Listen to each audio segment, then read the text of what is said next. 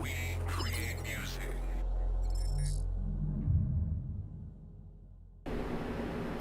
All right, ladies and gentlemen, man, tonight's a great night. Like, I am super, super stoked. Welcome to the conversation. Tonight's panel is on achieving success as an independent artist. And I'm telling you, tonight is going to be, full of gems tonight, full of knowledge tonight. So grab a pen, grab some paper, take a ton of notes. We have three amazing people joining us tonight here on We Create Music TV. I, of course, am your host, B. Vaughn. Y'all know, you watch the show, you know who I am. For those of you who don't know, this is a time when you can take a moment to subscribe to our YouTube channel so that you can be cognizant of what we do here at We Create Music TV. And of course, it helps us to rank higher on YouTube, which is our platform that we use to do all of our live streaming and host our videos and content. But tonight is going to be great. We have three amazing, oh my gosh, panelists with us tonight. We have three-time Grammy nominated singer, songwriter, producer, James Worthy. We have someone who is just killing the game tonight. She is a multi-instrumentalist. She is a talented singer-songwriter, producer. Oh my gosh, Jasmine Ortiz. And we have my man, Matt B, who just went top 40 on Billboard. And they are going to give you all the stuff, the keys tonight. So before we jump right into it, there's a couple of things that I want to give you. Like I said, grab a pen, grab some paper. You're going to take a ton of notes. So how this is going to run, if you've never seen one of our panels, is that I'm going to spend about an hour interacting with the panelists, asking them a ton of questions that I kind of want to dive into to give you some of those things that I feel as an artist you will need to be successful. And then the last 30 minutes will be time for you to engage with the panelists and ask the questions that you want to ask, right? So tons of people are going to be watching. Feel free to chat along with one another, introduce yourself to each other. You never know, you may make a new connection with someone who's attending. We will have 30 minutes at the end for the questions. I want to apologize up front if we don't get to every single question. So we have a limited amount of time. And so we may end a little early with the panelists and then give you more time for questions. So we'll play it by ear as we go forth. But without further ado, let's jump right into it. So, my amazing guest tonight. So I want each of you to take a moment, James, Jasmine, and Matt, to introduce yourself. We'll kind of go in order. We'll go with James first, Jasmine, and then Matt. Introduce yourself, talk about who you are, what you've done, and yeah, I'll turn it over to you. What's going on, world? What's going on, everybody? This is James Worthy. You kind of gave me a great introduction already, but again, I'm James Worthy from Queens, New York, by way of Atlanta now. Three-time Grammy Award producer, songwriter, recording artist, business owner, yada, yada, yada. So just a music guy, you know, entertainment guy. I've always been interested in that from a very young age. Just growing up in New York, just being around some of the greats and working with the greats as a young kid. So I was very fortunate enough to be around that stuff, and that's what made me who I am. All right, James. Let's give it up for James Worthy.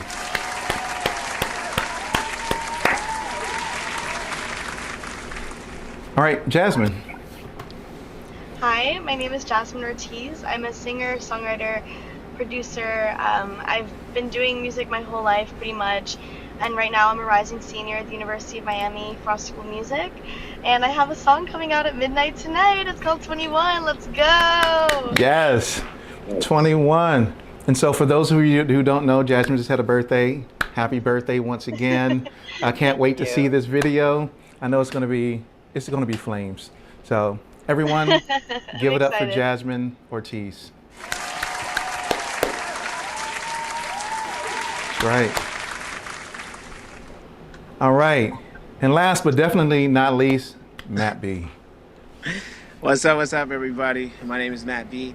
I'm a singer, songwriter, recording artist. I had 2 #1 albums in Japan, That's how I really kickstarted my career. 2 #1 albums for R&B in Japan on iTunes, and then from there I ended up getting picked up by Priority Records here in the U.S. I did the kind of the record label thing for a little while, then went straight independent again. Just recently I had some really big success here in the U.S. with my debut U.S. album, Eden, which charted Billboard Top 40 for my genre being R&B, charted #3 on the iTunes charts, and we still grinding, we still working, we still going crazy over this way, and we not stopping until we get a couple of Grammys and maybe an EGOT, you feel me? That's right. That's right. Give it up for Matt B. Oh, yes. Yes. So, without further ado, let's jump right into the questions. So, the questions are going to pop up on the top of the screen. I'll still state what the question is, and then I'll call on one of you to answer, and then the other two can piggyback off of that answer. All right, here's the first one. The first one is, what are the critical skills an artist needs to develop and why? We'll start with James, and then we'll have Jasmine and Matt add on to that. Well, I would say, coming from experience with this, just really studying the craft and actually loving the craft first. Just when you go into something with some type of motive already, whether it's financially or something that you're just trying to build without a strong foundation, it's never going to last long, or it's never really going to feel impactful to you because it never was. And I've always kind of built my foundation of my craft off of the love of it. So I never really went into it with trying to get a certain amount of money or a certain amount of fame or clout, as we would call it. It's just more so I love making music. I love doing what I do. I love entertaining people. I love making people feel good with my art. And I think that's what helped me develop myself stronger as an entity because of those foundations alone. Okay. Appreciate that. Jasmine or Matt, like to add on to that? What critical skills does an artist need to develop and why? Yeah, absolutely. I think something really important that an artist needs is confidence. A lot of people might not love your music off the bat, or they might not understand where your vision is, but you have to kind of stay true to yourself as an artist and as a brand and really be able to develop that sound on your own time. Obviously, constructive criticism is always welcome, but don't let people take you in too many different directions, because then you're going to get lost. You're not going to know where you are anymore. So I think that's extremely important. Also, just kind of learning a little bit more about the business side of things.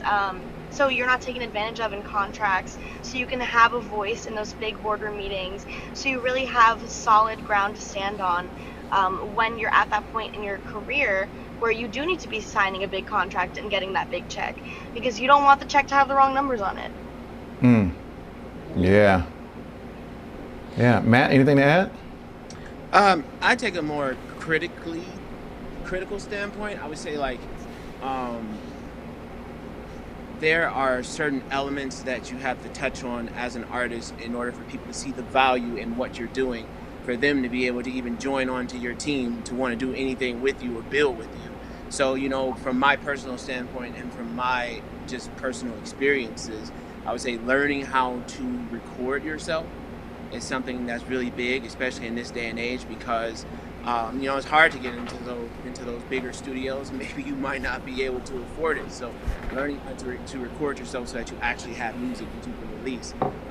Learning about videos, how to film videos, how to light your rooms, etc., because once again, you might not have the budget to access some of the bigger names in order to get your content to where you want it to be, but at least having that starting point is going to give you an opportunity for people to see the value in what you're trying to bring to the table, and hopefully they're willing to bring it to the next level. The last thing that I would say is that in anything, like what you guys were saying, having the self-confidence, knowing your craft, studying your craft to a point where you feel you don't have to master everything, but you have to have an understanding of it, because at the end of the day, like Jasmine said, your check is going to be looking a little funny if you don't know the business end of things, if you don't know the ins and outs of the industry that you're preparing to go into. So. So, okay, so let me piggyback off of that then, because the three of you kind of said something that resonated in the same vein. Developing these types of skills. So let's say I'm an independent artist. How do I do that? What are some avenues that I can take in order to develop those types of skills? So, yeah, go ahead. Oh, I'm sorry. I don't want to go first. If anybody else has something. No, go ahead. Go ahead, James. So you said some avenues. So, I mean, it really just comes down to, studying, not only the craft first, of course, but you got to know who you want to be, in the industry. You know what I mean? Whether you're an artist, a producer, a songwriter, whatever you're trying to do, you have to understand, what do I want to bring that is something worth listening to or worth being invested into. That's not going to come overnight. It's going to take time to develop. It's going to take time to even understand, the type of entity you want to be. And that comes from studying other people, studying the do's and the don'ts from what people have been through in their stories and testimonies, or just you having some type of clear mind to, okay, let me not always listen to the radio. Let me not always listen to what's the most current, so that doesn't distract me.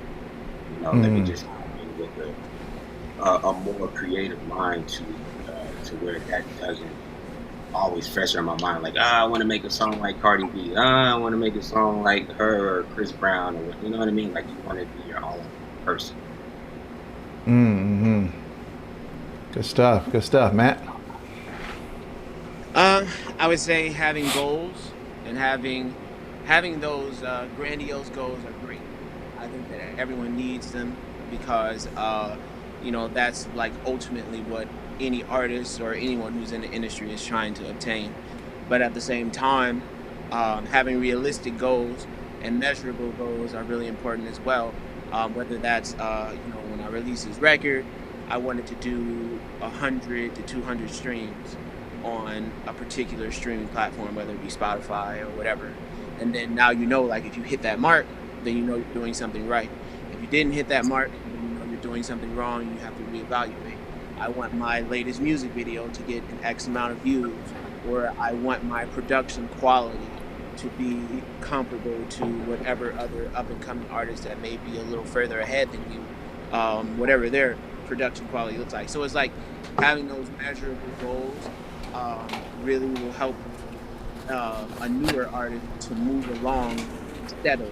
Because sometimes when you're shooting for the stars, like you don't even know how to process how to get there. It's like building a rocket. Like you can't build a rocket just by just saying I want to build a rocket. You got to figure out what are the ins and outs of how that rocket is going to be built, the engine, the computer schematics, all the rest of that stuff. So it's like tearing things down into its finest, most minute detail in order to be able to build it up into something that's worthwhile. Yeah, that's fabulous, because that's actually going to be one of my questions a little bit later on about short-term or long-term goals. So I'm sorry, Yvonne. No, you're good, brother. So I'll just have y'all add on to that when we get to that spot. Jasmine, is there anything that you want to add onto what these two gentlemen have said? Yeah, I was gonna say a good avenue to kind of learn these more technical skills is really just going online and watching YouTube videos. I mean, I was pretty much self-taught with a lot of what I've done as a producer. I did take music lessons growing up, so I learned music theory and things like that. But also it's important to find mentors in this industry, and it's really hard to find people that you can trust. So if you find someone who's an ally to you, a really good mentor as a producer, songwriter, even as a manager, that is invaluable, and I would say that's definitely one of the first steps that every independent artist should take. Yes. Look, y'all, some of y'all know what this is. This is my gym button.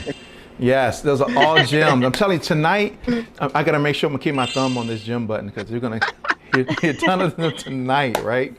So, oh my gosh, excellent advice for our very, very first question.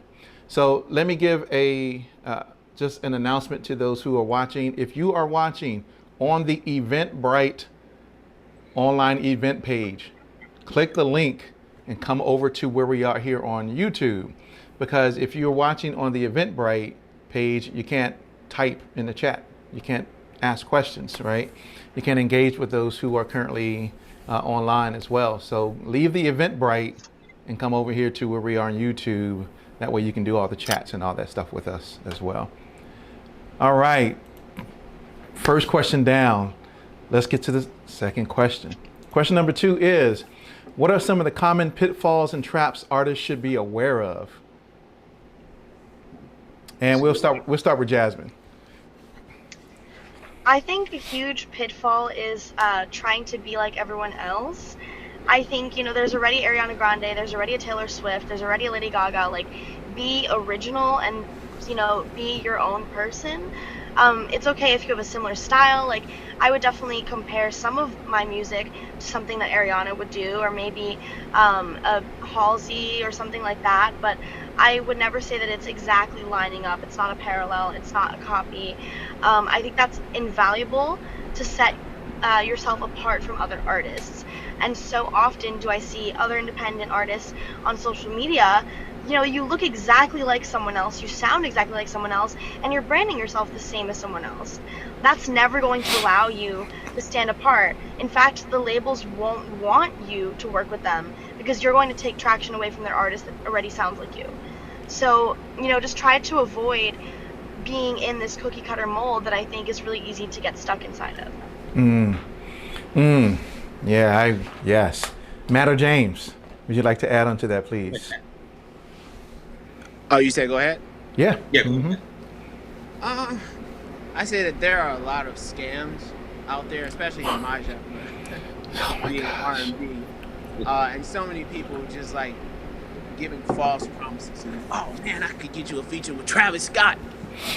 I could get you a feature with whatever other mainstream artist is currently doing really well in the music industry. Or like, I can get you a beat by one of the most relevant producers right now, or I could get you on tour with insert some artist that like is probably going to be impossible for that to ever happen for you at the level that you're at. So it's like people fall for those types of things, and I get why, because it just seems like, it's like fool's gold. It looks like gold. It looks like one of the greatest opportunities of your life. It looks like something that you just can't pass by, and I think that's why it's so important to have a good team around you and to have those mentors like what Jasmine was talking about, because they've been through it, they've seen it all, and they're going to be able to pull you to the side and be like, yo bro, like I know this looks like a really good opportunity, but I'm going to let you know right now that this is not the way to go. Now if you want to do it, you can, but I'm just letting you know it's probably not going to end well for you, so I suggest strongly against it. So that's what I think. Good stuff. James?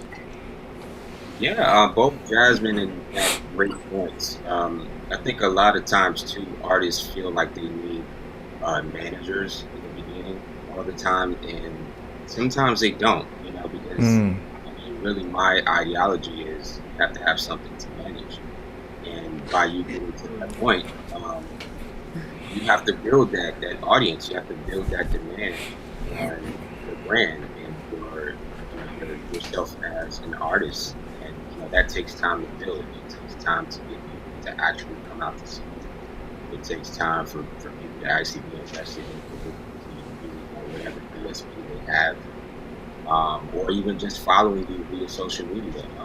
All of it is really a persuasion for people to really want to be invested to who you are, and that takes time to develop, to want a manager to take you on to their roster. So that's just one point, but also other times too, artists really have to learn the business too. Like you have to understand business language, you have to understand contractual obligations, not just about making music, but what capital can you make off of that music that can secure you and other people at the same time, because it takes a team effort. So it does take a team effort, especially as an independent artist, right? Because we can't do everything ourselves. Granted, we can learn so many different things, but we can't do every aspect of managing our career, right? And so I love the phrase, James, you just said. A lot of people feel they need a manager, but you have to have something to manage, right? And if you don't really have anything to manage, you really have to take a step back and go, okay, what do I really need to do to eventually get to that point? If I do need a manager, right? So that's one of the questions too, is talking about people that you need on your team a little bit later. But I think people really need to consider where they are in their career and if they really need, those individual people on their team at that particular juncture or not. So yeah, great advice. Great advice. All right, 2 questions down. Question number 3 is, what things did you do to develop yourself as an artist? And we'll start with Matt. I did a lot of things. Some things right and some things wrong. Some things that I thought I was getting right, and then in hindsight I realized that I wasn't. One of the things that I did was, once again, I tried my best to become a jack of all trades. And, I think the internet was my best friend in that regard, because it allowed me to really just get the insight of what it meant to have like quality vocals. And, sometimes like you record records and you think that they're good and you think that they were recorded well, but in reality, like, you have a lot of work ahead of you, whether it be the lyrical content or your top line with your melody, or just the production as a whole if you are self-producing. And then stage presence is just like super important, being able to get yourself out there, and regardless of whether the shows are like super big or some of the smaller shows, I think being comfortable on stage and knowing how to work a crowd is like super important, because at the end of the day, our goal as recording artists isn't to just make sound recordings. I mean, maybe for some people that's their goal, but for me, I always felt like my goal as an artist was to take it to the stage. It wasn't to just hide behind the microphone in the studio. So being able to learn what that looks like, and being able to know, like, okay, when I'm recording these records, what does it translate to when I have a live band behind me? What does it translate to when I don't have those vocals supporting me anymore and I'm just going straight live with my vocals? Like, those are the types of things that I took into consideration. And I probably could go on and on, but I'm going to stop there when it came to me developing myself good. as an artist. Yeah. Yeah. No, that's perfect. It's perfect. Jasmine. Yeah, I definitely think that becoming a producer myself, in addition to always having been a songwriter and instrumentalist, that really helped me feel able to develop my sound, because now I had the tool set. I always had, the toolbox right in front of me, but now I know how to use everything. Now I can actually take my thoughts and like put them on a page, put them in a session. And like Matt was saying, being able to cut clean vocals is an art form. Vocal production, I think, is one of the hardest things to do as an engineer. And every single person's voice reacts differently to auto-tune, to EQing, to different plugins, to reverb. Every song requires different things. So there's not just one easy button to press for every production you do. Every single time I set up a different chain. It just depends on what I want the sound to be like in that session. And also learning from people around me has been invaluable in developing my sound, like working with producers who are more experienced than me, with songwriters who are more experienced than me, collaborating a lot. All of those things have pushed me to see their skill set and be like, okay, I can do that. I need to grind a little bit more, learn a little bit more, dig deeper, and then I will be at that level too. And I've been producing now for 3 years. I put out a song, my first song that I ever fully produced myself was Trick or Treat in October. And now I'm co-producing songs for and with Caesar the Emperor, who has produced my last single, Jaguar. So I'm just getting more and more opportunities to showcase those skills that I never would have even had in the past. Yes. And if y'all don't know anything about Trick or Treat and Jaguar, go check it out on her YouTube channel. You're going to love those videos, I guarantee. If you want to, it's like a commercial, right? And if you want to know the story behind those, go watch our interview that we did. It's on our YouTube channel as well. All right, James. Good sir. Well, kind of similar to Jasmine, I started off as a songwriter and a producer, so I've had the luxury of being around a lot of great artists, legendary artists as well, and soaking up knowledge and working with producers and engineers to understand the technical aspect of not only just production, but vocal production as well, from rappers to singers to rock bands to whatever. So just learning the ins and outs of what it takes to actually craft a record from top to bottom. And, it what really kind of helped me in the artist aspect is learning what works for me and what doesn't work for me. So, deciding what microphones work best with my voice, which work best with my voice. Like she said, the EQ chains are very, very important. So every EQ is not going to work for every frequency that comes out of your voice when you're recording, because it could depend on the DAW that you're using too. If someone's using Pro Tools or Logic or Ableton or whatever. Me personally, I've always been on Pro Tools. I've used several, but most of it has been Pro Tools. But you have to master those programs when you're recording, because one false step when you're recording, which could turn muffled or distorted, can mess up the entire session moving forward. So that's something that I had to learn. As more of I've created records and recorded myself, it's just trial and error. So that's really what helped me. Yeah, I think a lot of what you guys said is and ladies, is that it's trial and error, right? Matt, you talked about there's things that you did, and then in hindsight you were like, oh yeah, no, those things didn't work. Right. Right. But you learn through. Me too. Right. But too. you learn through those things, right? Like I think I'm doing. Yeah, this is what I'm supposed to do, and it's like, yeah, nah, that didn't read nowhere near what I thought it was going to read. So yeah. I think if you don't look back and cringe just a little bit, you're not growing enough. Yes. Go back and cringe at some notes in earlier records. I'm like, why did I let that go? The quality control can only go up from here. That's right. It can only go up. And it's just like, you don't know what you don't know. And I think that's one of the bigger issues in the music industry. And a lot of times people don't want to tell you. So instead of helping you through it, they'll just kind of pat you on the head, tell you good job, and then keep you pushing on your merry way until you finally figure out why that person didn't really want to rock with you. And it's really because you weren't where they thought you needed to be. And then in hindsight, when you look back, you're like, okay, now it makes sense. And, Father Time really isn't on anybody's side in that regard. And that's why it's so important to have those mentors and to have those people who are willing to give you that constructive criticism and to be receptive to it. Because if you're not receptive to it, then all you're doing is really just holding yourself back. You're putting a ball and chain on yourself, and you could be shooting through the stratosphere. Yeah, I kind of mentioned that to you guys before we got started. I dislike when people hold information, especially feedback that's going to help someone go to that, whatever, I'll call it the next level, right? Whatever level it may be, right? Whether it's feedback on a song, feedback on their artistry, feedback on their performance, whatever it may be. I've seen a lot of, as a producer, like even as a producer myself, I got like a group that I belong to, and we'll send each other music. And sometimes I know we're not being real honest. We're like, yo, that's fire, bro. And sometimes we probably think in the back of the head, like, that's probably not the most fire thing though.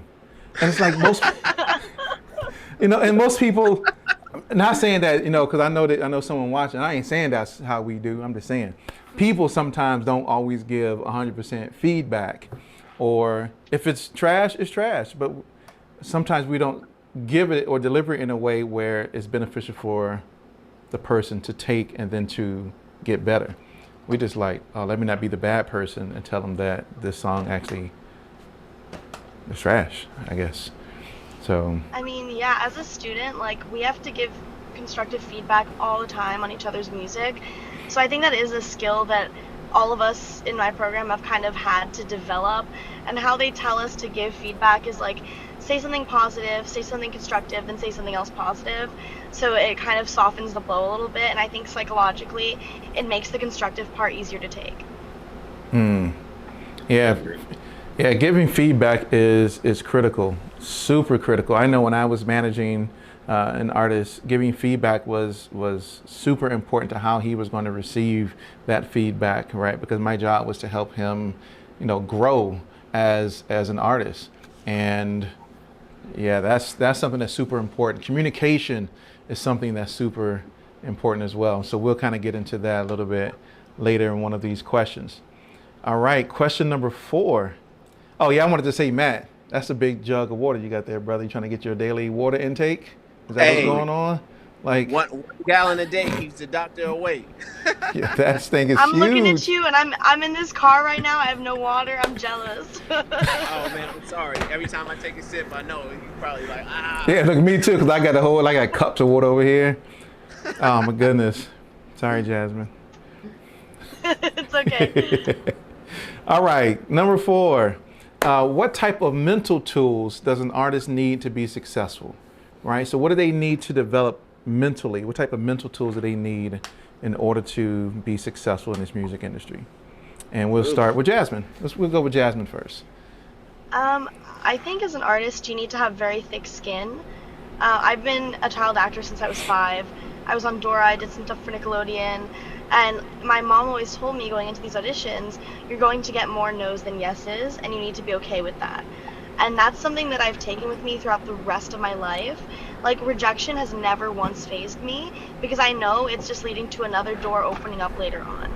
And if some opportunity passes you by, it's not because you didn't try, it's because it wasn't meant for you. And, you know, I believe in that very firmly, and that's helped me with so much of my career and my journey up until this point, because, you know, everyone's going to get, you know, negative feedback at some point, and sometimes it's necessary to hear that, but also you have to move past it and keep going and not let it take you down completely. Yes, I usually call it turtle skin, right? Like that skin needs to be so thick that nothing can get in there, because as soon as one little thing, you go, oh, I feel crushed. But yes. Yeah. James, and then Matt.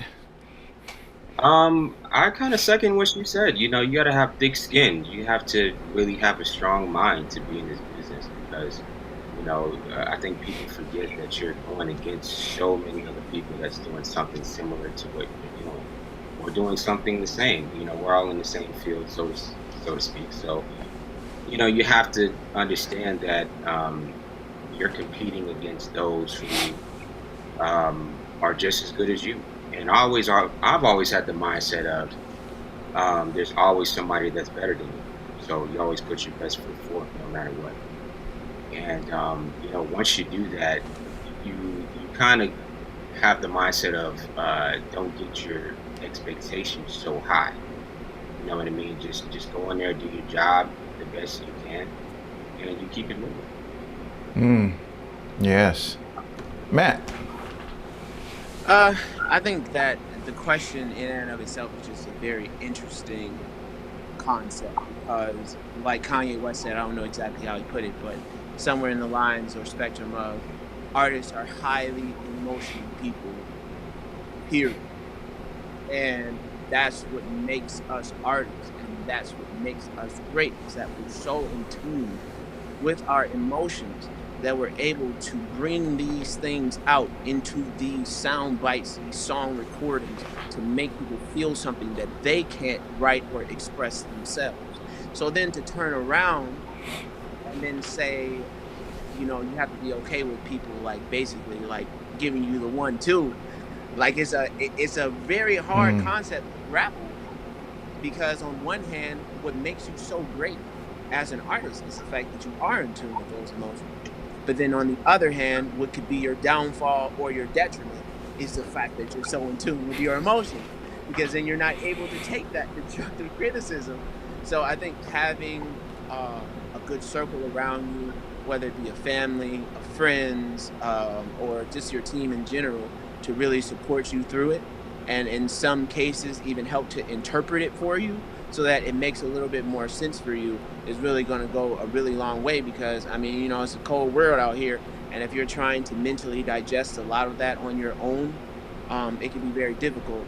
So even if you're in counseling or whatever that looks like for whatever that individual artist needs, I think that's very important, because maybe you might want to punch a wall after somebody says something crazy to you, and maybe that's okay. But at the same time, maybe it's not okay to do it in that moment. Maybe it's okay to take that step back to process it on your own, so that people don't really see you waver. So I think it's just a very interesting concept, just in general. Yeah, yeah, I would agree with that. Because excuse me, the mental side of this business can be very draining on a person.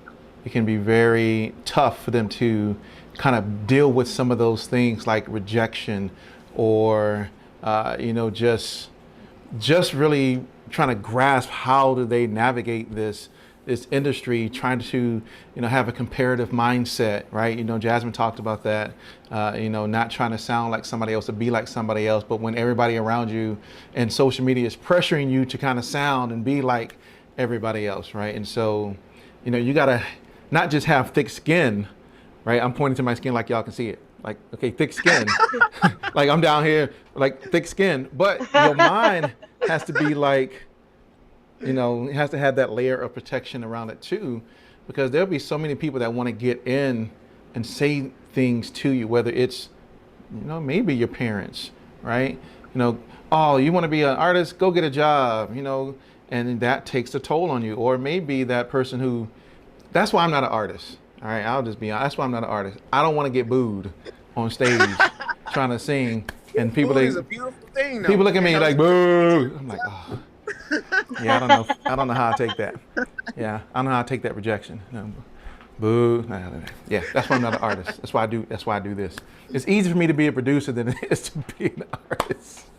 Right? Well, I don't know. Because people can be critical of beat. That beat's trash. Like, dang, I spent 18 hours working on this beat. But mentally, you have to be prepared, and not everybody's going to be at that same level, right? Everybody gets into this business with the hopes and dreams of being super successful and reaching that Beyonce, Jay-Z, Kanye, Taylor Swift, Drake's status. And a lot of them are not mentally prepared to be there. They're not mentally prepared to have those conversations. They're not mentally prepared to do the work that's involved. They're not mentally prepared to even face the I'll say hardships, the challenges that they're going to face trying to get there.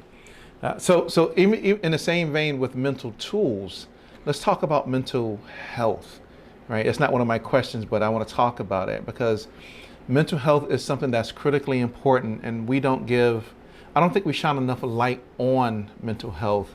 And so can you just talk about, maybe from your own experience, what are some of the things that you've done to kind of just, maintain your own, a healthy, healthy perspective, I guess?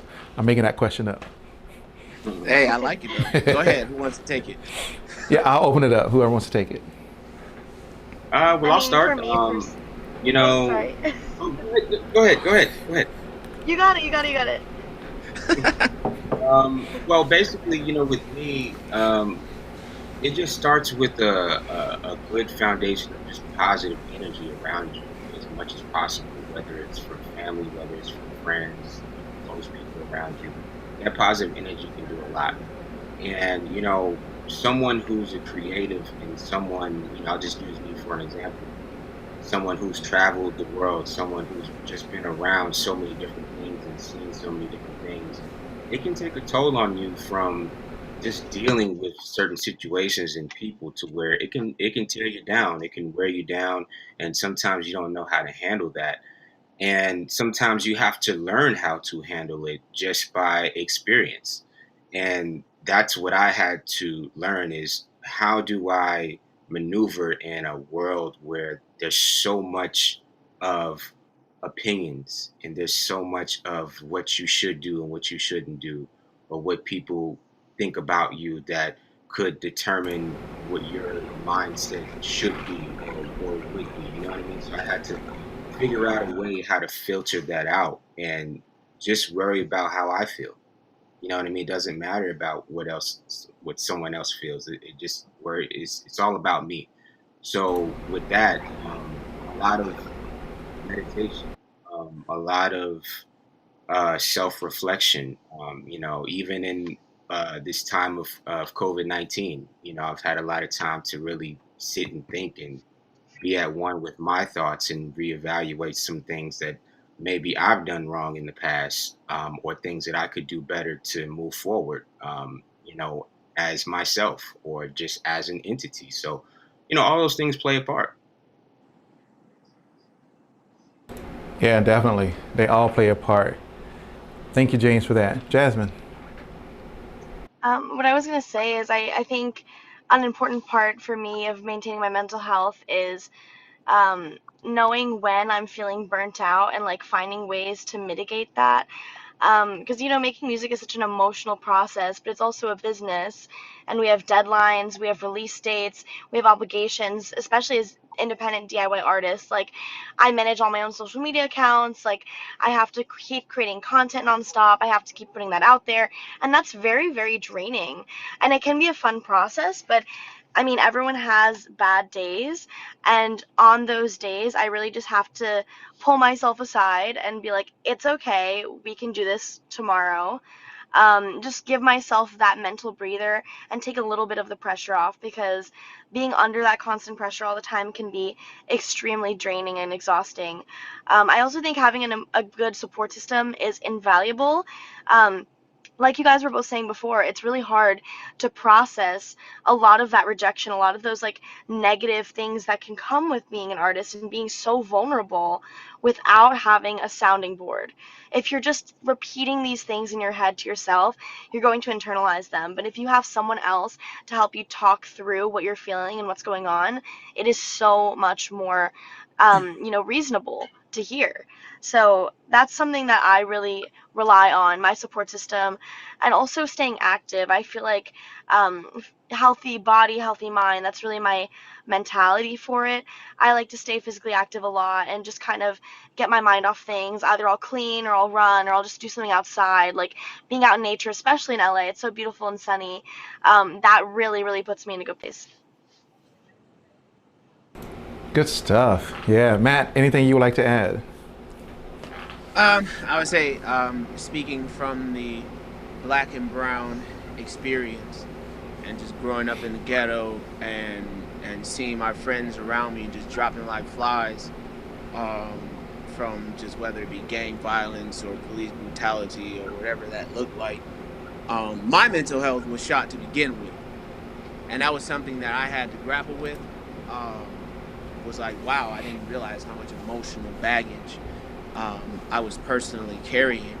And then I carried it over into my music, and I think that happens a lot, especially like for people who come from the circumstances that I have come from. So I think getting counseling is going to go a really long way. Getting a personal counselor who is really going to help to unpack all of that for you is going to go a really long way, because you don't know how it's affecting you until you really step in and like take a long, hard look at yourself in the mirror. And then finding ways of coping with that and realizing what your triggers are, so that way you can find ways to stop that from happening before you go off of the deep end. The meditation is dope, like James was saying. The exercising is super dope, like Jasmine was saying. I think that's really important, because having those physical releases is really going to go a long way as well, because sometimes it's not good enough just to talk about it. Sometimes you might want to hit a punching bag or something like that. You might want to have to box it out for maybe about an hour or so to kind of get that really long way. Which is why I think the counseling is so important, and having that support system around you, so that you do, like Jasmine said, have that soundboard, so that you're not internalizing. Yeah, yeah, man. Oh my gosh, that's thank you both, all three of you for that. Matt, I think one of the most important things you said in there is identifying your triggers. And if people have the ability to identify what those triggers are, they can figure out a way to deal with them beforehand. And that's critically important. So yeah, that's major gems right there. Just, yep. Because we all deal with it. We all deal with mental health, right? We all deal with it, because I mean, we have a very holistic life. It's not just, oh, we're an artist and that's all we are. I mean, some of us are married, some of us are boyfriends, girlfriends, some of us have kids, or whatever the case, and all that plays a part and takes a toll on a person, both mentally, physically, spiritually, wherever it may be. And a person has to deal with all of that. And a lot of us deal with it course, we communicate all of that through our music, but Yeah. it all just comes out. And you get some dope records though. You get some dope records out of that. Oh my goodness. That is a fact. You can get some dope records. Look, still to this day, I will always say my favorite record is Mary J. Blige's My Life, because she went through so much stuff, but you can tell that album came out and it was, every song was amazing, but she was going through a lot at the stuff, at that time, a lot of stuff at that time. So yes. Okay, so enough of me. Let's get to, we only had question number 5. Oh my goodness, it's so good. All right, so this is kind of what Matt was talking about a little bit earlier. So why is developing short and long-term plans important for your career? And so we'll just open it up to all of you at once, whoever wants to jump in first. Why is it important to develop those types of plans? Because you won't know where you're going and you won't know where you've been unless you do develop those plans. You have no direction. You're just like throwing crap at a wall if you don't have those long-term, for real, right? Like if you don't have those long-term, short-term plans, and it goes a long way, because I think that it helps out a lot with one's own personal self-esteem. And we are all entrepreneurs in some way, shape, or form, so we have no rubric, and there's no real guide, because there are so many different ways that you can break into this industry, and one way might work for one person, one way might work for another person. So you got to find out what works for you, and having those long-term and short-term goals is going to give you the ability to measure what works and what doesn't work, and when you need to go back to the drawing board versus when you're doing things the right way. Absolutely. I feel like having those short-term goals really provides stepping stones to reach that long-term goal. Because Matt, you were saying Grammy, EGOT, like that sounds so lofty when you're just thinking about it. But like I have those goals too, and you need to get to those intermediate steps along the way and really pay your dues and earn people's respect and earn that audience and that following that you want to develop before you can even get your foot in the door. You really need to set realistic expectations and be willing to put in the work every single day. Obviously, like, this is not an easy industry, and if you don't have a right head on your shoulders, if you don't have at least some sort of plan, like what am I doing this week to make it, what am I doing next week to make it, what am I doing for my next release, what about the release after that, like I have more than 10 songs lined up to release over the next year. But which one comes first? That's strategic. How am I marketing this? That's strategic too. Like, it's all about developing a plan, whether it's with yourself or with a couple people in a team. That is absolutely imperative. I agree with that. Yeah, I pretty much second that. You got to have a plan any way it goes. It's all about the preparation. Whether you're starting from the ground up or even if you're at some type of level, preparation is always key. And whether it's long term or short term, that's what determines your trajectory in any field. Because if you don't have any plans, you don't know what end goal you're going for.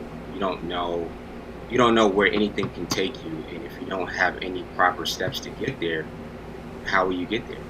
You know what I mean? So that preparation is key. Yes. Oh gosh, yes. Preparation is key. Go ahead, Matt. No, I was just gonna say, Jasmine and James saying what they said reminded me of, I think Mike Tyson said it, that everyone has a plan until they get punched in the face. So it's like,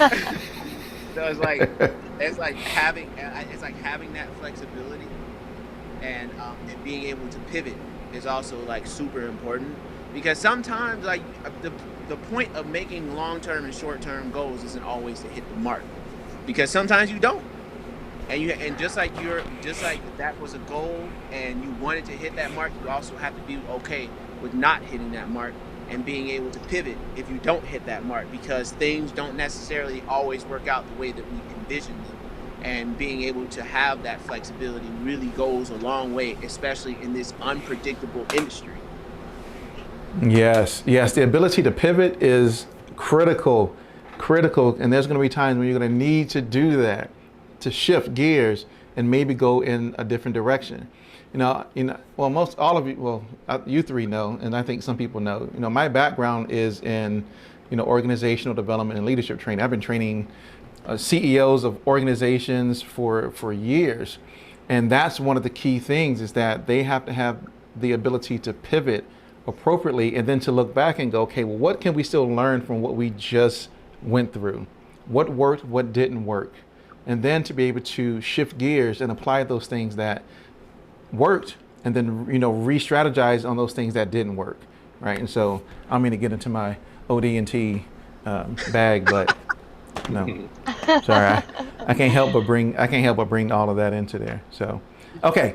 Also, Next, Matt, I yeah, just go ahead, want to Jess. say I love how insightful you are in adding to like other answers, because you were saying, me and James were saying we need thick skin, and you're like, no, but we're also so emotional. And you're saying we need short-term plans. You're just like, no, but they can go awry. And like, that's so insightful, and that's exactly how it is in this industry. And I just love your answers. Thank you. I appreciate it. And I just want to say kudos to the both of you as well, because it's what you guys are saying that's really causing me to just kind of just like think about it from both angles, because I know like there are people who are on this live who don't have as much experience as we have. And for us, like it seems simple. It's almost like math, right? Like once you know how to do it, like it's Yeah. not that big of a deal. Right. But like that learning process of how to do it, it can almost seem insurmountable. So like I appreciate you saying that, and I appreciate both of you guys for like really stimulating my mind to allow me to have that type of insight. Yeah, for sure. Yeah, kudos to everybody. Yes. Yes. So, I'm going to give it's not a commercial, kind of, I guess, but so I did a video a while back called Branding, or a series called Branding for Music Creators, right? The very first video, I talk about creating a SWOT analysis, right? Like, who talks about creating SWOT analysis in the music industry?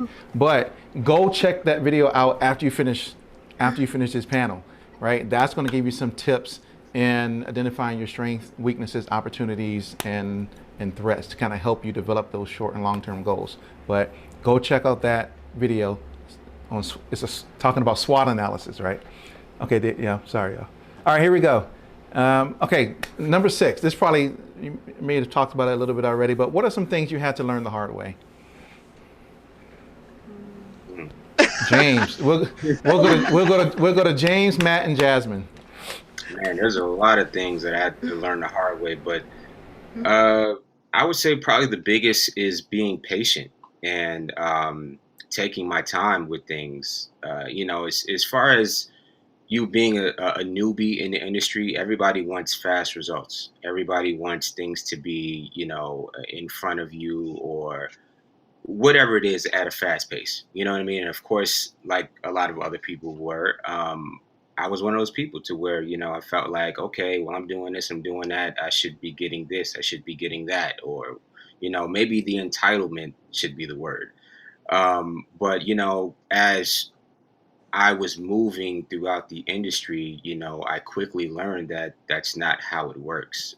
You have to, again, build that solid foundation, and you have to learn how the business works and how relationships work, and things aren't going to be overnight.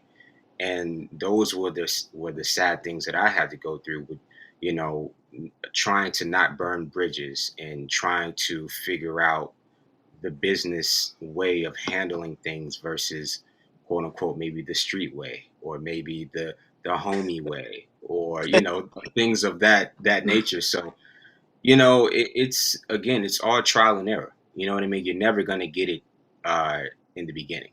You know what I mean? It's always, you're gonna bump your head to get back up, try it again, and maybe you'll get it right. And that's what happened to me. Wow, thanks for that, James. Matt, Jasmine, what'd you have to learn the hard way? Well, I definitely think it's being careful who you trust. I think that's a huge thing in any industry, but especially entertainment. People are always looking to make a quick buck. They want to overcharge you for things. They want to put, bad things in the fine print of contracts. I think really dotting your I's and crossing your T's, being diligent in reading the fine print, like we had to learn that the hard way a little bit. So I think it's not worth, it's not worth wasting time and money and energy on opportunities that might look shiny and new but aren't. Like Matt and James were saying before, a lot of things will look like once in a lifetime opportunities, but they're not. And that's something that I think a lot of artists learn the hard way. I know people who've had it much worse than I have. Luckily, I've only been in a couple situations, but it's really not something that's uncommon, and I think you always have to be on the lookout for it in every business endeavor that you embark on. And read your contracts. Oh yeah, Oh, definitely, definitely. I'll piggyback off that and I'll say, keeping your circle small is really important. I think a lot of times when people say like, "Oh, I have a team," for people that don't have teams, they're thinking like, "Oh, wow, this guy probably has like 10 or 15 people working for him," and some people do. But a lot of times I think that the smaller, the better, especially in those infant stages of your career, because you don't want too many cooks in the kitchen. That's not really going to be the best outcome most of the time. And then a lot of the times it ends in a power struggle. And that's the last mm-hmm. thing that you need, that anyone needs in that type of situation, where especially when you're new to it, you don't want a power struggle. You want people to be able to get along, so that way everyone has one direction and one goal and can move forward. And that was something that I had to learn the hard way. It was like, the more the merrier is not really the best terminology to have, or the best way of going about things when you're building out your team in this industry. And also realizing that you're not always the smartest person in the room, and that isn't a bad thing. That's actually a really good thing, because if you have that opportunity where you can take some things off of your plate because there's someone who's a little more experienced than you or a little more competent than you are, why not be able to pass that torch to them, especially if you trust them? And I think that goes a long way. Yeah. Yeah, it goes a very, very, very long way. So thank you very much for the in-depth answers for that question. Okay, we're going to go to the next. I want to make sure I kind of get to a few of these before we jump into our Q&A. Okay, so this question kind of seems like the one I asked earlier, but it's a little different, right? So what do you see as the biggest challenges or roadblocks aspiring artists may face? We'll start with Matt, and then Jasmine, and then James can add in as well. What do you see as the biggest roadblocks or challenges that an aspiring artist may face? Oh, I mean, that's a tough one. That's a really tough one. Something that comes to mind is people deliberately trying to keep you out. And I don't know why people want to do that, or I don't know what it stems from, but people deliberately trying to keep you out and having malicious intent sometimes against you. Um, and it's just sad. I mean, it just really is. But you have to be able to, like James and Jasmine was saying earlier on, having that thick skin in order to persevere through it. So I'll leave my response at that, because I know we're running a little low on time, and I'll pass the mic. Now you good. But I think just piggybacking off of what Matt said real quick, I think a lot of things can be said about people putting that negativity in your life. That can be a huge roadblock if you're not able to really process it. I also think oversaturation is a huge roadblock right now on social media, streaming services. Now it's so easy and inexpensive to upload music, to even buy a DAW, to learn how to produce, to learn how to record. So there's just hundreds of thousands of artists that are out there fighting against each other, when really only a handful of them will be able to push through into the mainstream, which is really frustrating. And as a small independent artist, you're like, oh my god, like it feels like an uphill battle the entire time, but it also makes you love it and want to crave it even more, because it feels so validating when you do reach a milestone, when you do reach a short-term goal, because you're like, wow, I'm working against the odds right now, and you have to say that to yourself to keep on going. Yes, oversaturation. Wow. Yeah, that saturation is crazy right now. Everybody is releasing music every day, and that's a big thing. Saturation. Also, too, emulation. People just trying to recreate what is popular right now just because it's popular. It doesn't mean that it's the greatest, but it's in right now. But I think some artists just need to stop worrying about trying to be hot at the moment and try to have something that has some staying power or some longevity, because what's in right now is never going to stay. You know what I mean? Like, the Pop Smoke sound is getting ready to leave. You know what I mean? And I see so many people doing that, and I'm like, it's gonna leave. So my whole thing is like, what are you creating? What are you doing right now that's going to have some staying power? And that, again, is not overnight. Like, it's going to take time to build, but that's what creates your quality of work.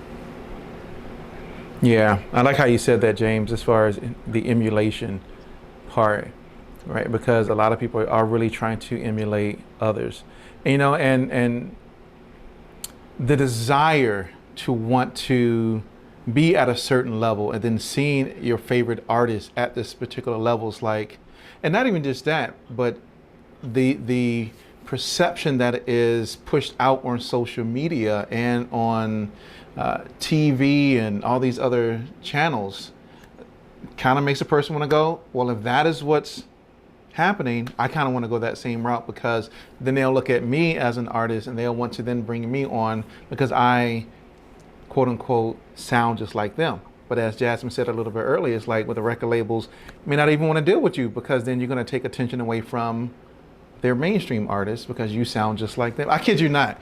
I was on a, okay, sorry. Y'all know how I get. You know how this goes, right? Y'all know already. Look, so I was on a live stream a while ago, and I kid you not, this guy was playing a song, and he sounded just like 100% The Weeknd. Literally. We thought it was The Weeknd at first. We were like, this The Weeknd? But it wasn't. But we were like, oh man. I mean, it was literally that close. Similar styles, similar music, similar sounds, similar range, similar pitch, everything. We were like, this sounds just like The Weeknd, but of course it wasn't. But just that emulation. Let me sound like you. Then I could probably be on my way to being a great artist if I just sound like this person. And a lot of times that doesn't pan out the way that it does. So, all right. Let me see. I got 2 questions, but I'm just going to ask one. I'm sorry, everybody. You have to miss the other question I want to ask. But question number 10. Well, no, I'll go to question 9. We'll do that because I think that's important. What are the key people an artist needs on their team, and why? So, Matt, you kind of started talking about this a little bit earlier. We'll have both of you add on to it, Jasmine and James. We'll start with Matt. Who are those key people that you need to have on your team, and why do you need those? Or I guess when and why do you need to have those people? Ooh, I mean, when? Oh, I mean, that's a hard question to answer because it all depends on the individual. For me, from a personal standpoint, I feel like if it's your family, the sooner the better. If you can get your mom involved, your brother involved, your cousin, whatever, I think the sooner the better, because they can grow with you. And I mean, you're already family anyway. You're going to be seeing this person all the time, so why not? I think having that support system is like the most important thing, because skills can be learned. And I think having people who believe in you, especially earlier on, is a lot more important than necessarily having people who necessarily have those skills. Because a lot of times you'll get like a booking agent or a manager who's dealing with an artist who already is more successful, and now you're being looked over. You're not really getting the time that you need in order to make it to the level that you want to make it to. So maybe top 3, I don't know, manager, publicist, booking agent, I'd say something along those lines, and not particularly in that order. Not necessarily in that order. I love that you said that, Matt, about family, because my parents co-manage me.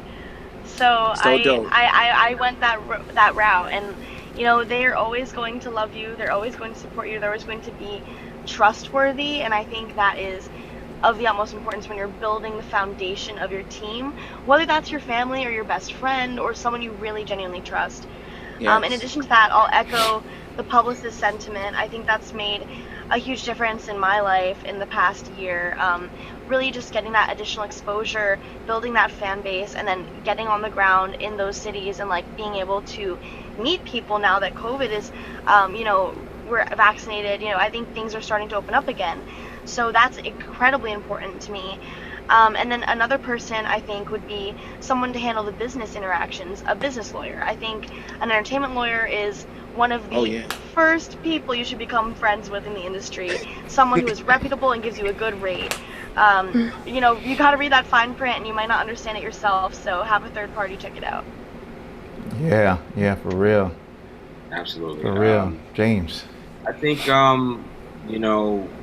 as far as a full team goes, definitely a publicist that, understands who you are as an artist and understands your brand and how to actually pitch you to certain publications or certain platforms that you need to be featured on, or, X, Y, and Z. So that's one aspect. The other one is, of course, whether it's family or just close people that you trust that can have your best interests and get you into certain places or doors that you can't necessarily do on your own, of course. But it just really comes down to a team of people that are invested into you, understand who you are, where you want to go, what your goals are, and how do we achieve those goals as a team. And you know what I mean? Let's just shoot for the stars.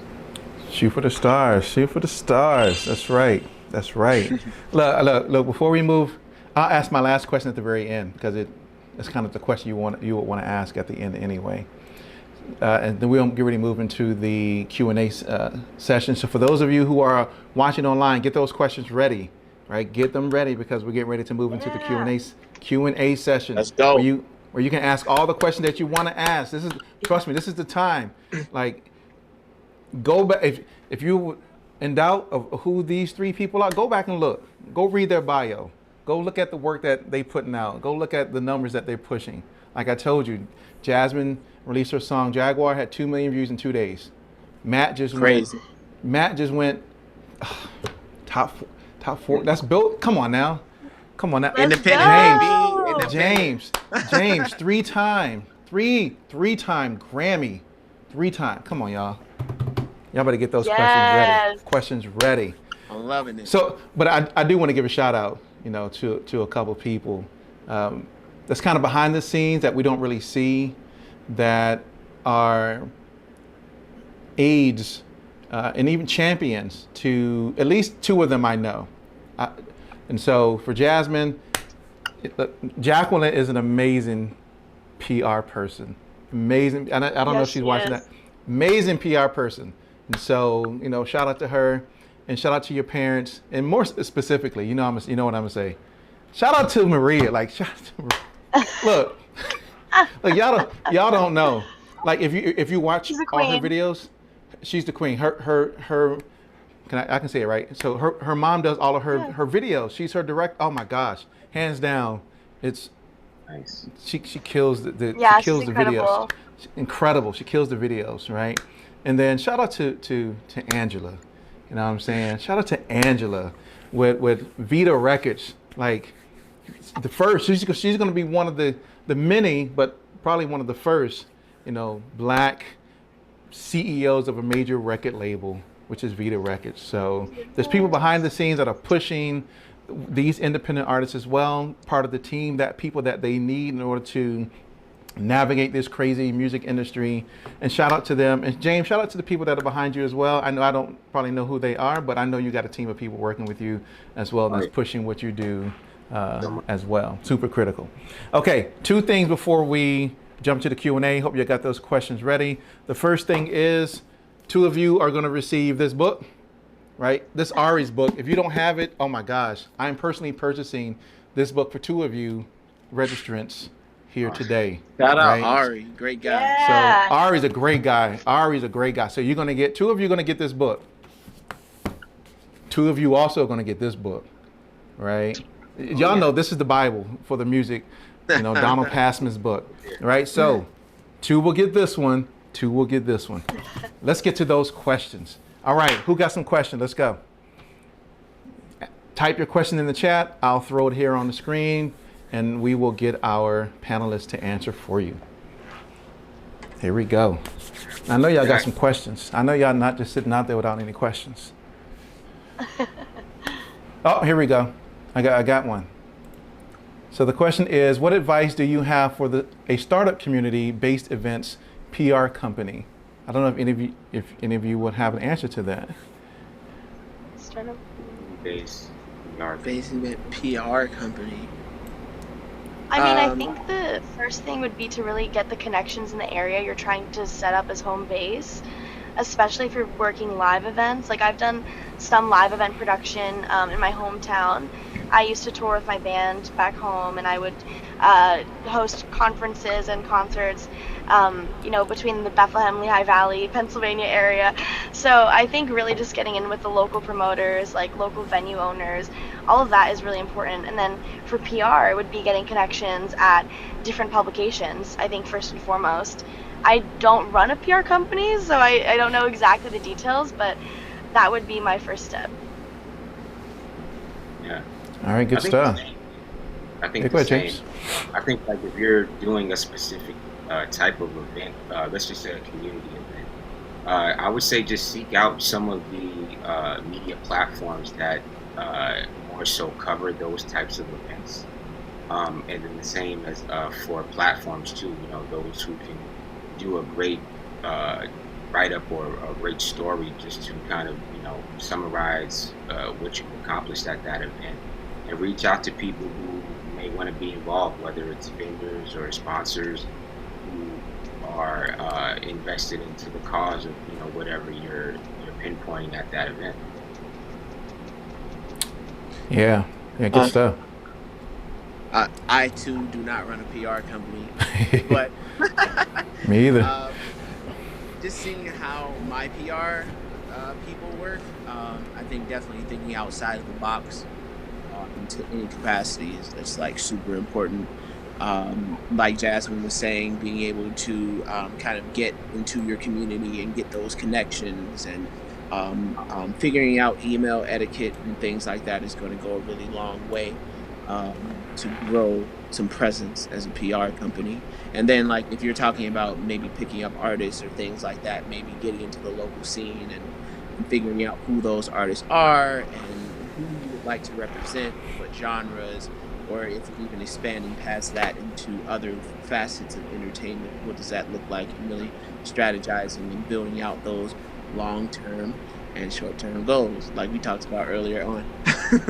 That's right. That's right.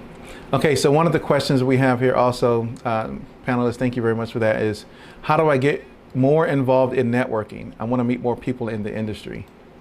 And so how have you, the 3 of you, kind of gone about doing that? How did you kind of get your networking skills up with people in this industry? I think when you sit out, you miss out. So, I mean, getting your face out there and going to these events, even if you really don't feel like it, I mean, it goes a long way. Nothing ventured, nothing gained. Putting yourself out there, being as charismatic as possible, not being shy, even if you are a shy person, getting out of your comfort zone, doing those icebreakers with people, and just like finding ways to connect, especially in those party vibes. Unfortunately, we haven't had an opportunity to really have those types of things going on because of COVID, but the world is starting to open back up. So that's worth exploring. But at the same time, I think COVID has also taught us that, don't be shy to kind of build relationships online through Instagram or through Twitter or through whatever other medium you're using, whether TikTok or whatever. Try and find ways to reach out to those people, show them that you support them first, and then from there, try and figure out if you can build a relationship based off of that.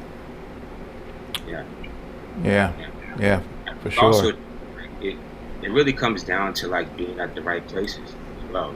So I think you just kind of have to filter out, what events you need to be, or right studios you need to be, or wherever things are going on. I think you need to filter out, where those key people are, and like Matt said, do some type of icebreaker just to yourself, do an elevator pitch. You know what I mean? Like, just let them know that you're here. This is who I am. This is what I do. How can I be of assistance to you, or how can we do something? You know what I mean? Just something to reel them in. And also too, you gotta, even if you're an introvert, or even both introvert or extrovert, you have to bring in that that outgoing personality into it. You know what I mean? Like, you don't want to be the stiff person that's shy and doesn't want to talk because it's going to come out uh, Mm-hmm. in front of someone. So if you want to make that pitch, you got to make it meaningful.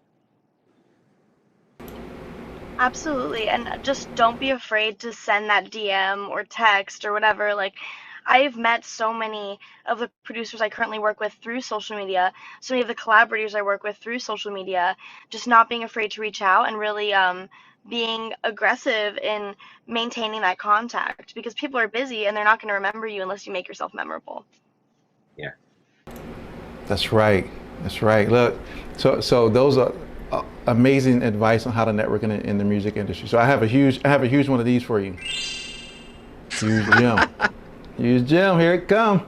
Look, so I did a whole series on networking in the music industry. It's right on our YouTube channel, like sitting right on YouTube.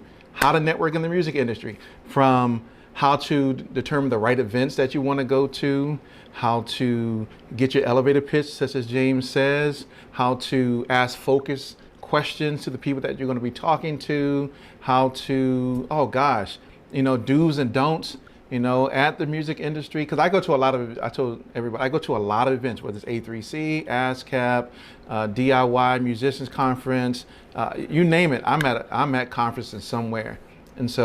And plus I network in corporate America, right? And I give you all of it right there. So definitely go check that out as well. It's right on our YouTube channel, Networking in the Music Industry. All right, next question is, as an independent artist, what are your thoughts on including your engineer in publishing shares? And so look, just so y'all know, that's the homie right there. That's Joy right there. So yeah. It's a good Okay, question. Mm. so right there. So as an independent artist, what are your thoughts on including your engineer in publishing shares? I think it just comes down to what you want to share. To be honest with you, it's not typical that an engineer gets publishing shares, but it depends on what you want to give up. Mm. Same thing with producers. Some artists feel a producer shouldn't get 50, believe it or not. But that's, some people see it that way. But as far as engineers go, me personally, I would give a short uh, percentage, just because an engineer is a vital part of the record. But it just depends. Yeah, I Yeah. think for me, a lot of the engineers I work with are also producers. So they're automatically getting cut in because we're writing together. It's very collaborative. But I think if it was someone who was engineering apart from like doing the beat making and doing the songwriting and the melody development, I think it would just have to depend on like how much the contribution was. I think what's fair is fair, and like the industry has standards for these things for a reason. Yeah. Uh, for me, piggybacking off of that a little more, people like to double dip, and for me, I'm not really a big fan of double dipping if you're not willing to give up something in return. I think it's like really, I don't think it would be fair for an engineer to get paid his full rate or her full rate for the session, and then turn around and talk about what's going on with his publishing, bro. Like, it's like, bro, what are you willing to give up? Like, can you half this session so that you can get a portion of this publishing? Or, matter of fact, can you just go ahead and just do the session off the love because you believe in the record so much that you value the publishing over you getting paid in the now. So it's like, what are you willing to give up as an Yeah. engineer that makes me want to give up something in return? And if you're not willing to give up something, and you want to double dip because you want to get paid and you want to get paid on the back end, then that's just going to be a hard no for me. And I'm not even going to think twice about it. Yeah. Yeah, you know, so Said what needed to be said. Look, I mean, this, you know, I've learned that there's many things that you can do, right? Kind of like what James said. There's a lot of you can give your engineer publishing share if you want to, or you don't have to, right? The way that the industry has it set up, producer, songwriter, we know how to hold splits. I did a whole video on splits and using an app called Splits to do your split sheets, right? But you have the ability to do that. I know a producer that lives here in Atlanta that runs a production company, and the way that he pays his people is that he gives people splits, right? He may give his engineer a split, you know, a piece of the publishing. He may give the guitarist a piece. He may not. The guitarist may like, you know what, don't pay me, just give me, you know, 1% of the song. You can do whatever you, I've learned, you can do almost anything you want to do when it comes to publishing.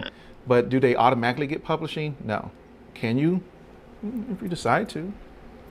That's completely up to you. All right, so let's see. There's a question in here about music licensing and sync licensing, but I don't know if any of you are involved in sync licensing. Jasmine? I know about it. Well, I want to get into sync and licensing, so it's something I've learned a little bit about. Okay, so Yeah, so the question is, what avenues do you use to submit your music? for sync That's a licensing. tough one. Who wants to go first? I'll I go. Just need to. And I got a gem for you too later. You're dealing with, like, if you're dealing with a publishing company, you know, their job is to actually submit your work for sync or really anything. But if we're talking about sync licensing, that's their job, is to send it out to you know, whether it's for television or film, whatever it is, product placement, etc. So you can go the publishing company route, or you can contact production companies directly and see what projects they have available and see who's looking for what, whether it's for a scene in a film that needs, I don't know, like a dramatic feel type of production, or they already need a song that's already made that has a certain feel. So it just depends on the type of sync that you're looking for too. Is it more so just for film scoring, or is it more so just for a song placement on a specific film, or to possibly be on a soundtrack as well? So it depends on what you're looking for. Yep. Yeah, exactly. What I was gonna say is, like, the first step is really just to find a publishing company. You know, someone who can pitch your songs to the right avenues, because it is very difficult to do it independently. And to find a publishing company, do a Google search, submit your work through emails, you know, have a resume put together, or even better, if you know someone who knows someone at a publishing company, try to get that contact, set up a meeting. Just be ready to really have examples to present. That's what I'm in the process of doing right now, hooking up with a publishing company so I can work on sync and licensing projects. How it works a lot of the time for movies and TV, they'll give you a prompt, they'll give you some adjectives, maybe some keywords they want in the song for the scene, maybe even a vibe or a flow, sometimes as specific as a BPM or a key signature, and then that's kind of like all the little pieces and tools you have for the song, and then you have to put it all together. Yeah. She's right. I'm going to add to what James and Jasmine said, and I'll start by saying that I know a lot of people who are doing the sync licensing thing, from people in LA to people in Atlanta, et cetera, et cetera. I personally haven't gotten into it fully, but that's something that I also desire to do. So they've been giving me a lot of tips and pointers. So for the sake of time, I'll go maybe my top 3 or 4. One thing that one of them told me was, you have to have your stems to everything. because you don't know what part of the song they're going to use and what part they want to take out. So if you don't have your stems and you get the license, oh, your license is going bye-bye. They're not even going to want to deal with you because you don't have what they need. And then that's a bad look. So make sure you're prepared in that way.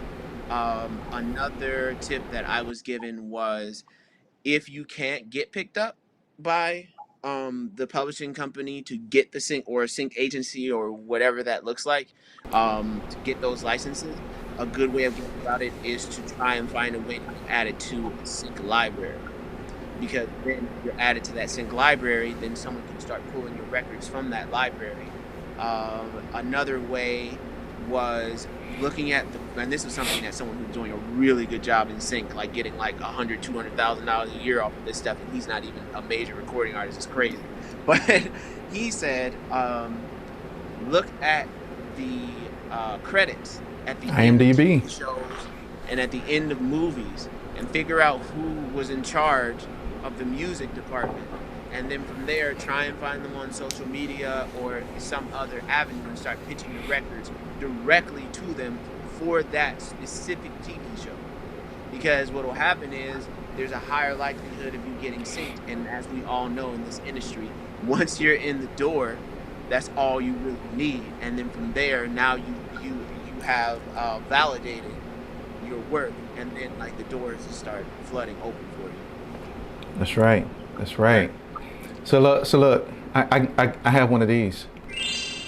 Hey, did I earn that one, or did we all earn that one? I like that. You all earned it. You all earned it. And I'm gonna add my 2 cents into there as well.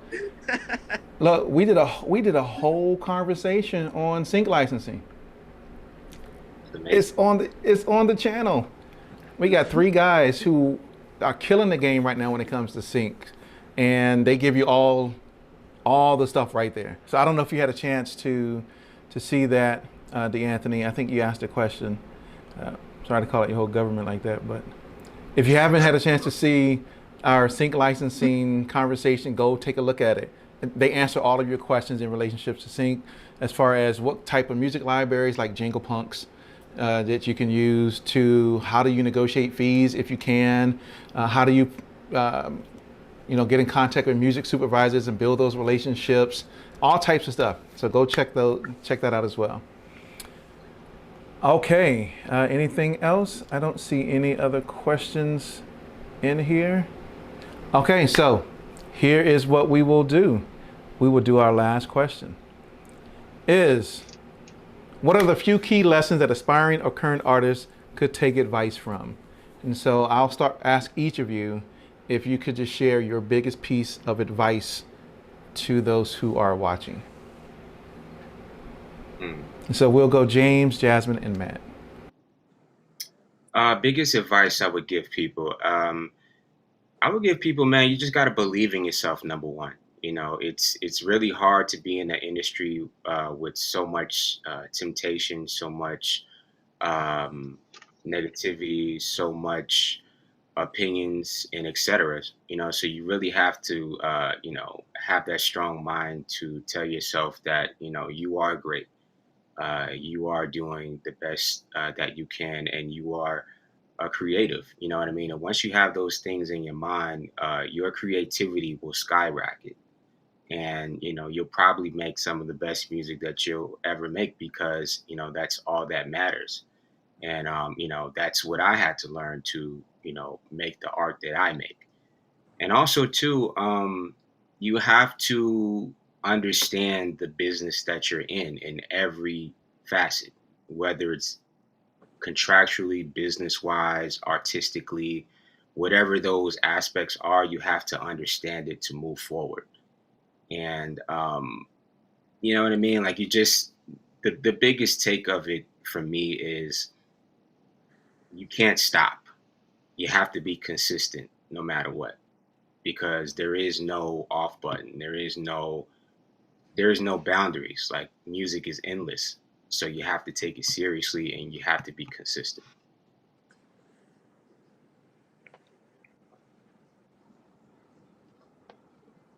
Yep, I forgot I was on mute, but yes, that's right. Thank you, James. Jasmine. You took the words right out of my mouth, James. I was literally going to say consistency is key. Really just seeing if one thing didn't work, pivoting to something else, but still staying consistent and true to who you are as an artist and what your message is. Um, I also think honesty, being honest with yourself, with your team, with how you're feeling. If you don't like the direction things are going in, then pump the brakes a little bit, reevaluate, reassess, and then come back stronger than before. I also think turning your weaknesses into strengths by collaborating with people who are better than you at those things. I mean, I've only become the producer that I am today because I've worked with producers who are way better than me and way more experienced. You have to learn by example, and what better example than collaborating with someone who wants to put their all into your project just as much as you do.